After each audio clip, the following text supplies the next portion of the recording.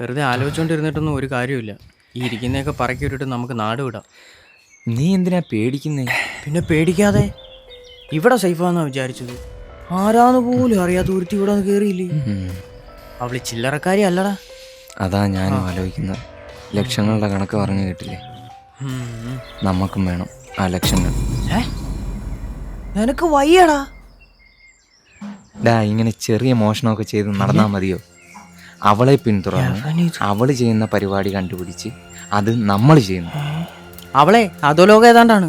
ഉപ്പല് പോലിരിക്കുന്ന മയക്കുമരുന്ന് വെച്ച് കാശുണ്ടാക്കുന്നയാ. പോലീസ് പിടിച്ച അവളെ ഇറക്കാൻ ആളുണ്ട്. നമുക്കൊരു പട്ടികയില്ല, അറിയാലോ. എടാ, അത് ഉപ്പുകല്ലല്ല, MDMA. MDMA?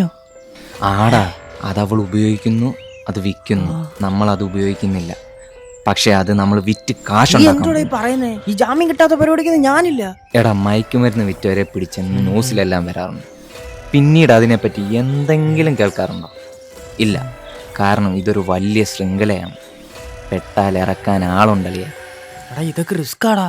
എടാ, നമ്മളിത് സ്ഥിരമാക്കാനൊന്നും പോകുന്നില്ലല്ലോ. നമുക്ക് രക്ഷപ്പെടാനുള്ള കാശുണ്ടാക്കുന്നു, രക്ഷപ്പെടുന്നു, അത്ര തന്നെ. പക്ഷേ ഇതൊക്കെ തുടങ്ങണമെങ്കിൽ അവളെ പൊക്കണം. അവൾ ആരാണെന്നറിയണം. അവളുടെ കൂടെ ആരൊക്കെ ഉണ്ടെന്നറിയണം.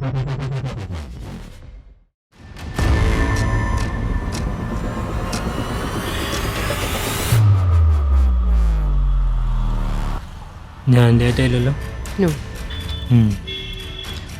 എന്തിനാണ് ഇങ്ങനൊരു public place?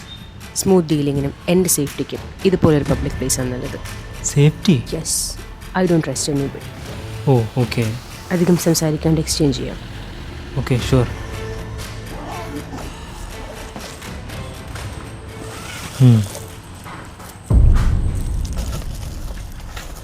Okay then, bye. Hey, what's your name?